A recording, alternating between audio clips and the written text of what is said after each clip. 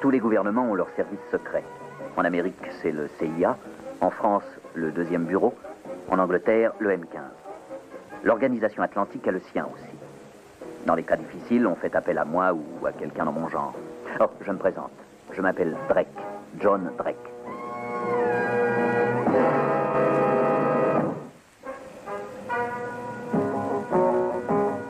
Je me souviens fort bien de la première grande surprise de ma vie.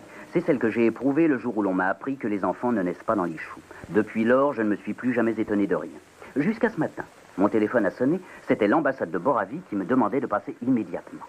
J'ai été condamné à mort par le gouvernement boravien actuel, par contumace, heureusement. Techniquement, c'est un fait, l'ambassade boravienne est territoire boravien. Mais il y avait tout de même peu de chances pour que mon exécution ait lieu sur place, un mercredi matin, dans un des quartiers les plus respectables de Londres. Je n'écoutais donc que ma curiosité. Et quelle fut ma surprise lorsqu'on m'introduisit dans le bureau de mon vieil ennemi, Miguel Santos, espion, agent plus que secret, provocateur et saboteur à ses heures. Ah, mon vieil ami John Comment, Drake. pas encore mort? Alors, une cigarette? Hein? Merci. Eh bien, qu'est-ce que vous en dites? De quoi? De moi. Miguel Santos, personnage important chargé d'orchestrer la propagande officielle du gouvernement. J'en connais qui même maintenant mettraient en doute votre caractère officiel. Ça va, Drake, ça va, nous ne sommes pas de ceux qui brandissent des bannières. Nous acceptons l'argent de ceux qui nous paient. Si la destinée nous a souvent placés des deux côtés de la barricade, eh bien, qu'importe. Nous sommes des salariés, des manœuvres. Voilà ce que nous sommes, et quand le travail est fait, on ne s'en veut plus. Où voulez-vous en venir?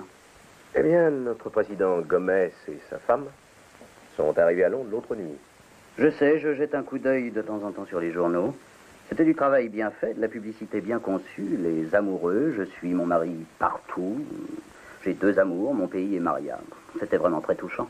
C'est du bon journalisme, hein? Et puis c'est vrai, ils sont très très amoureux l'un de l'autre. Alors? Il ne faut pas qu'il leur arrive le moindre ennui pendant leur séjour à Londres.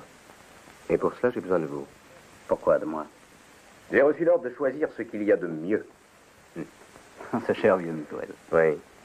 J'ai besoin de votre regard de lynx, de votre ouïe fine, de vos accoins intenses, de votre instinct d'animal qui flaire le danger. Quelle est la vraie raison? Eh bien, nous craignons un attentat de la part de vos amis. Expliquez-moi ça un peu plus clairement. Alors, voyons, Drake, je suis Miguel Santos, ne l'oubliez pas. Et revenons de 2 ans en arrière, si vous voulez bien, aux événements de Boravie. Qui a aidé les chefs de l'insurrection à s'enfuir, à trouver un refuge ici, à Londres? Qui les connaît tous bien? Qui a leur confiance, hein? C'est vous. Voilà pourquoi j'ai besoin de votre aide. Et pourquoi est-ce que je vous aiderai? Pour gagner 10 000 $ plus les frais. 20 000 $. Non. Et le double si vous empêchez un attentat. Et le triple si vous faites dévier la balle. Non. Je ne veux pas d'argent de votre gouvernement. Mais quant à la mission, j'accepte. Pour une seule et unique raison. Comme vous dites, je connais beaucoup de Boraviens en exil à Londres. Et cette visite officielle de votre président Pablo Gomez est une insulte et une provocation. Ils ont toutes les raisons de vouloir le supprimer.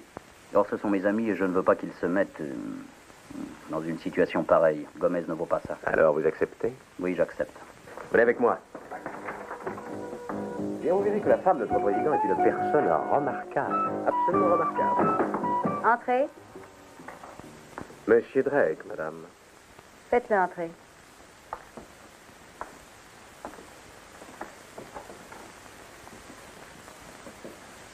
Il a l'air très convenable. Je vous remercie. Ça ne vous retient pas, Santos. Je préfère voir M. Drake tout de suite. À vos ordres, madame. Je n'ignore pas, M. Drake, qu'au cours des récentes révoltes dans mon pays, vous avez joué un rôle assez peu sympathique à notre cause. Mes sympathies en ces circonstances allaient plutôt à vos ennemis. Je les ai aidés à s'enfuir. Je crois toujours qu'ils avaient le droit de leur côté, mais cela ne m'empêchera pas de vous protéger, votre mari et vous-même. Oui. On dit, monsieur, que vous êtes l'honneur même. Voilà, Santos vous a dit ce que nous attendons de vous. Oui. Et Comment vous proposez-vous d'agir? Je crois d'abord qu'il conviendrait de faire une enquête sur les exilés dans ce pays. Je sais où ils sont pour la plupart et quelles furent leurs activités depuis qu'ils ont fui leur patrie. Non, je ne veux pas qu'on les persécute une fois de plus. Laissez-les tranquilles. Si vous engagez un expert, est-ce pour faire le travail vous-même? Laissez-moi m'expliquer, Monsieur Drake. La révolte a échoué. Les chefs ont tout perdu. Leur foyer, leur richesse. Maintenant, ce sont des exilés essayant de refaire leur vie dans un pays étranger. Nous ne voulons pas nous montrer vindicatifs. Admirable sentiment, bien que cela ne vous coûte guère d'être magnanime. Si vous le voulez bien, j'enquêterai tout de même si je considère que c'est nécessaire. Entendu, Monsieur Drake. Faites comme vous voudrez. Vous présenterez votre rapport à Monsieur Santos au moins une fois par jour. Pas à Monsieur Santos, à vous ou à votre mari. Oh, vous avez quelque chose contre Monsieur Santos? La question n'est pas là. Alors, où est-elle? Je ne veux être responsable que vis-à-vis de vous, c'est à prendre ou à laisser. Comme vous voudrez, Monsieur Drake. À très bientôt, madame. Au revoir.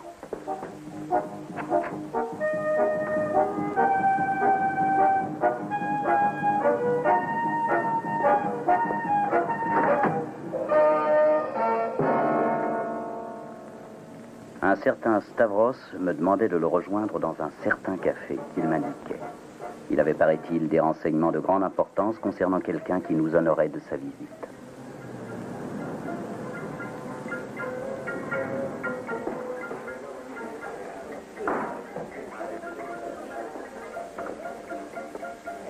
Une bière, je vous prie. Bien, monsieur.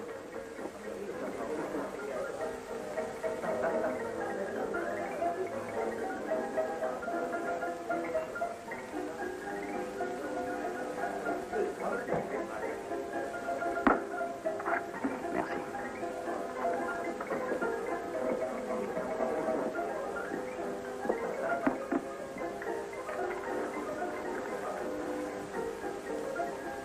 Je boirais bien une bière avec vous.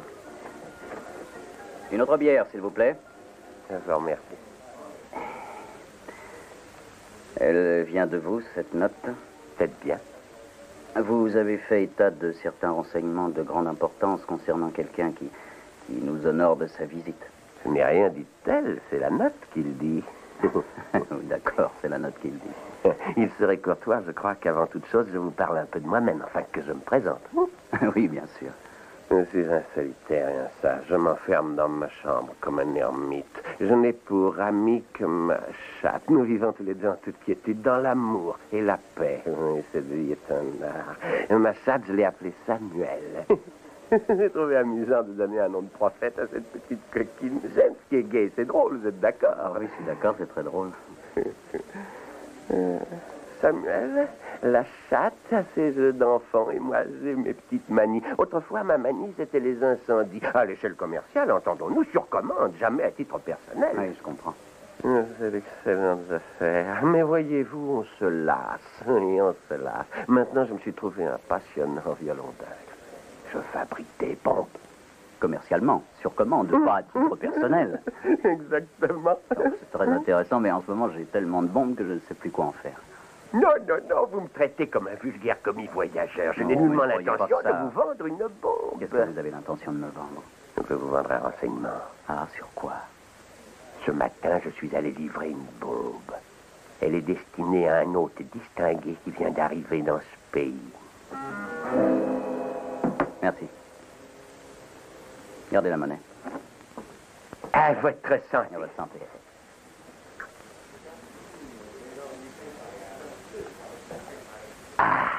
Alors, cette bombe. Hein? Cette bombe. Ah oui, oui, oui, oui, la bombe. Voyez-vous, d'habitude, je ne m'intéresse guère à la façon dont mes produits sont utilisés. Je les fabrique, je les livre en ville et je ramasse mon argent. Mais cette fois-ci, ce n'était pas la même chose. C'était très particulier, c'était très délicat comme mécanisme, une très belle bombe. Alors, naturellement, cela vous a particulièrement intéressé. Elle contient une sorte de détonateur automatique intérieur, comme ceci, vous voyez? Là, dans ce caisson. Ensuite, je l'ai scellé ici. Et une fois scellé, la génération de chaleur est produite par cet élément-ci, vous voyez? À un certain moment, le fusible entre en ignition et puis... C'est très impressionnant. Ah, mon cher monsieur, ces heures d'expérience fiévreuse, ce processus continu Des essais et des erreurs. Il reste bien peu d'artisans dignes de ce nom par le temps qui court. Et c'est bien là le malheur. Il n'y a plus de travail bien fait. Les jeunes ne s'intéressent plus qu'au profit, aux vacances payées. Il n'y a plus de conscience professionnelle. Le matérialisme, voilà ce qui nous tue. Et cette bombe, à quelle heure est-ce qu'elle doit exploser? Vous l'avez livrée à votre client, dites-vous? Je pourrais vous dire qui me l'a commandée, où elle est en ce moment, ainsi que l'heure et le lieu où elle doit éclater.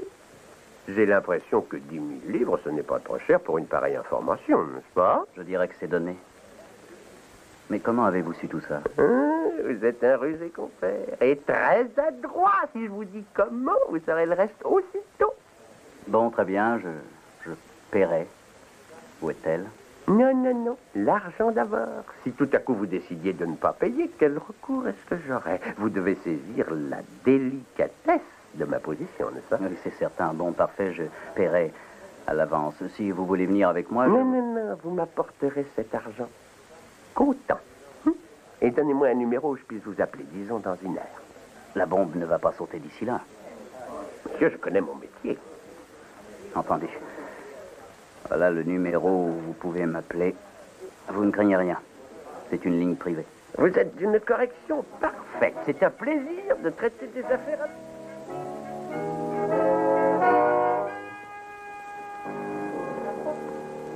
Rendez-vous ridicule si vous voulez, mais moi, vous ne me rendrez pas ridicule en public, vous entendez?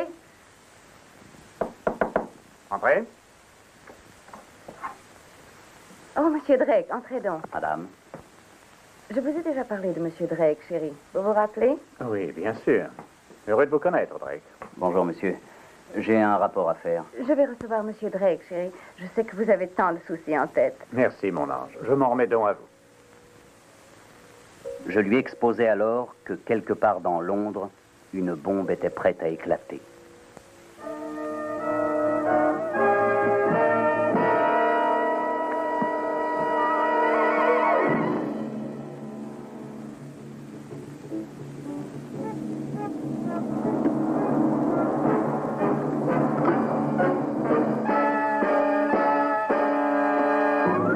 Vous auriez dû demander à la police de le retenir.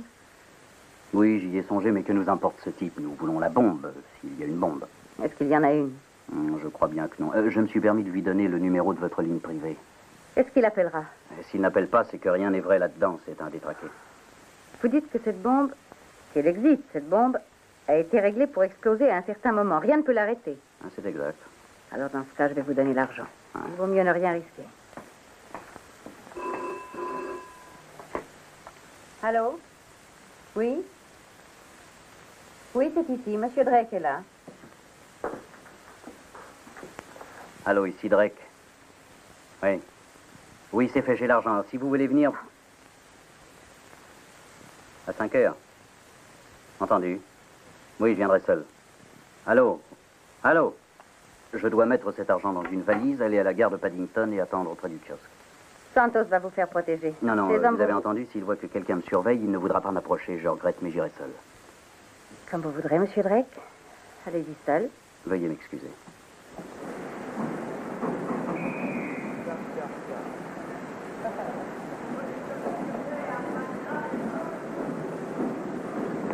Monsieur John Drake, on demande Monsieur John Drake au téléphone.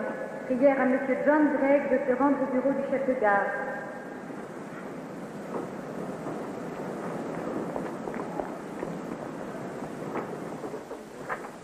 Je suis John Drake, on me demande au téléphone. Merci. John Drake à l'appareil. Non, non, ce n'est pas exact. Je vous assure que j'ai tenu parole. Personne ne m'a surveillé, je vous le jure, sur ce que j'ai de plus sacré au monde. Écoutez, si vous...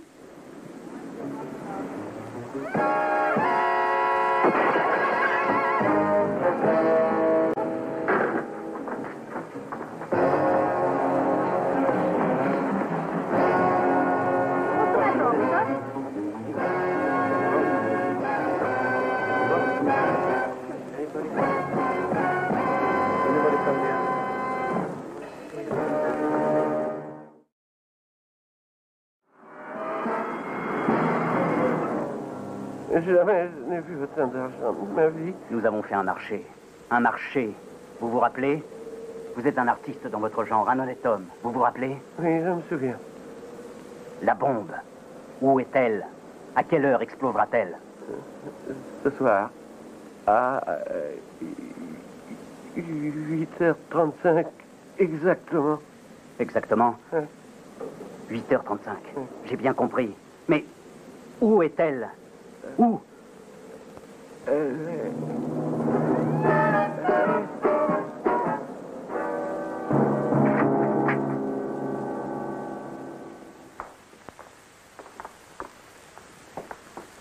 Eh bien, vous l'avez revue? Oui, je l'ai revue. Mais quelqu'un l'avait blessée à mort auparavant. C'est effroyable. Il n'a rien pu dire? Si, il a dit quelque chose, mais pas assez. C'est vous qui avez dit à Santos de me surveiller. Je suis désolée, mais j'ai un rendez-vous important. Non, je n'ai demandé à personne de vous surveiller. Soyez cela avec M. Santos. Je vais le faire. Je vous le promets, mon vieux, je n'ai donné à personne, mais à personne, l'ordre de vous suivre jusqu'au lieu de votre rendez-vous. Alors comment le meurtrier a-t-il pu le retrouver? Est-ce qu'il y a d'autres postes reliés à la ligne téléphonique privée? Non, il n'y en a aucun. Enfin, je ne comprends pas. Les deux seules personnes au courant étaient le président et sa femme. Savoir qui a tué Stavros n'est pas notre problème pour le moment. Pour l'instant, ce qu'il faut, c'est découvrir la bombe et une enquête chez les exilés s'impose. À bientôt. Je savais où demeurait chacun des exilés et j'ai pu les retrouver immédiatement. Mais aucun d'eux ne savait rien. J'avais gardé Léonido pour la fin. J'avais un faible pour Léonido, champion des causes perdues, idéaliste en chef et éternel agneau du sacrifice. Je ne sais absolument rien sur cette bombe, Monsieur Drake. Je vous promets qu'il ne sait rien, lui non plus. Je suis sûr que c'est vrai, Rosa. Et je vous prie de pardonner mon intrusion.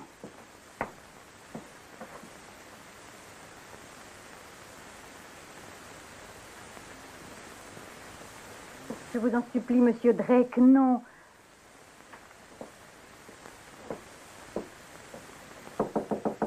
Vous pouvez sortir sans crainte, madame.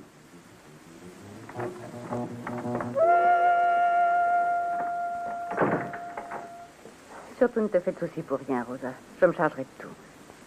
Et j'espère vraiment que le nouveau docteur trouvera un remède.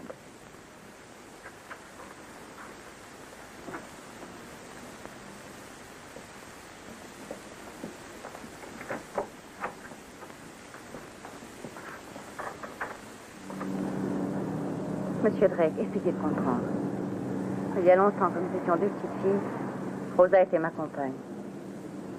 Je sais bien que Léonido agit contre mon mari et moi, mais elle, c'est Rosa. Et tout ce que je pourrais faire au monde pour l'aider, je le ferai. Pourquoi vous êtes-vous caché de moi, madame? Mais je ne me suis pas cachée de vous. Comment aurais-je su que c'était vous qui entriez dans la chambre? Je ne pouvais pas me permettre d'être reconnue. Oh, les journaux auraient fait d'une histoire pareille. Vous marquez un point. Ne croyez pas un mot de ce que j'ai dit.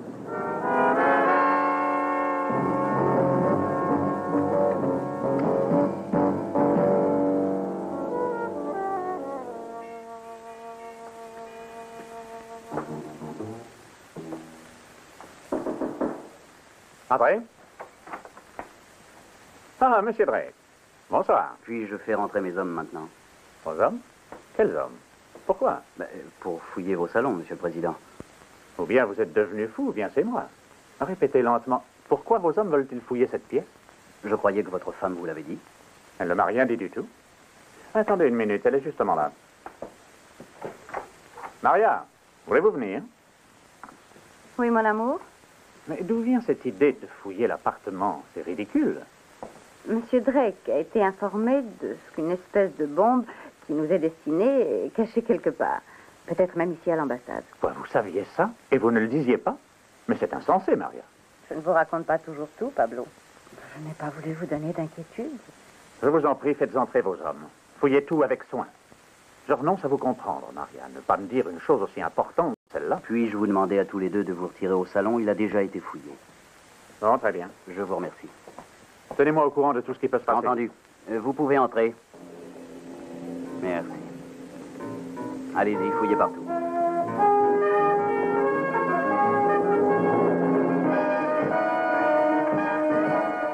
Ne vous fatiguez pas, Miguel, les recherches sont terminées. Il n'y a pas de bombe cachée dans Alors on cette peut se ambassade. détendre. Le président n'a pris aucun engagement pour ce soir. Je vous offre un verre? Oui, mais d'abord, je vais leur dire que l'alerte est terminée. Eh bien, si vous voulez mon opinion, votre bonhomme mystérieux était un fou.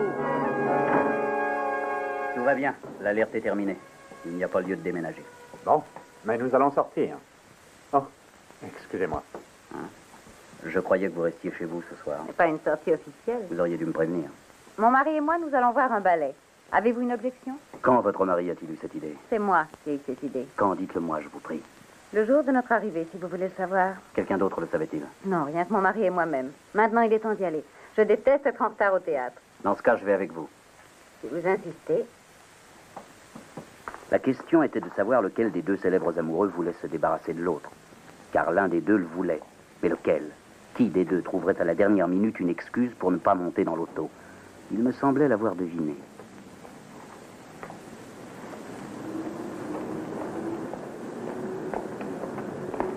Monsieur le Président, on vous demande au téléphone. C'est le ministre de la Défense. Il veut vous parler immédiatement. Immédiatement? Oui, Monsieur le Président. Bon, j'y vais. Désolé, ma chérie. Allez-y, je vous rejoindrai. Je m'étais trompé. C'est lui qui restait, pas elle.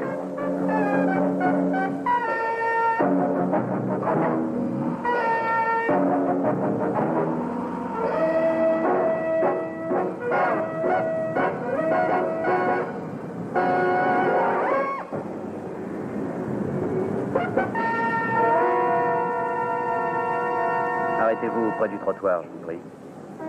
Qu'y a-t-il, Monsieur Drake? Nous allons Non, être en je retard. vous demande de patienter un instant, madame. Descendez. Descendez, je vous prie. Monsieur Drake. Merci.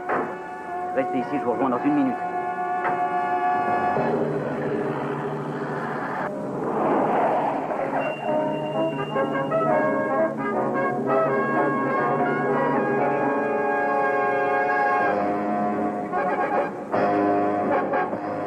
Monsieur Drake, voulez-vous m'expliquer votre extraordinaire comportement? Eh ben, j'ai de très sérieuses raisons de supposer que dans 3 minutes et demie...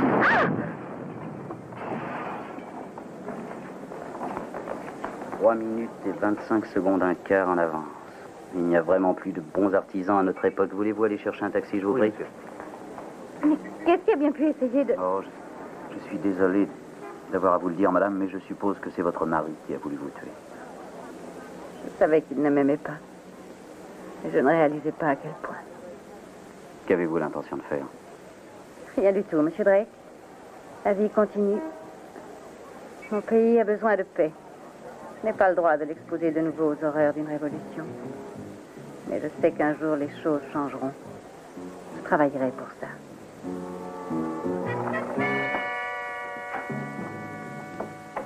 Eh bien, pourquoi revenez-vous si tôt? Monsieur, j'ai une nouvelle des plus atroces à vous annoncer. Oui? Votre auto a été pulvérisée par une bombe. Non. Ma femme était-elle... Non. Grâce à Monsieur Drake, je n'étais pas dedans. Je crois devoir vous dire, monsieur, que je vais rédiger un rapport complet sur cette affaire. Et si un accident de ce genre devait se reproduire, je ferai en sorte que le monde entier soit au courant de celui-là.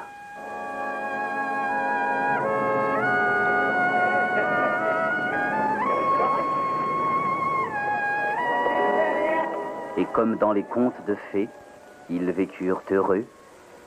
Enfin, en tout cas, ils vivent encore.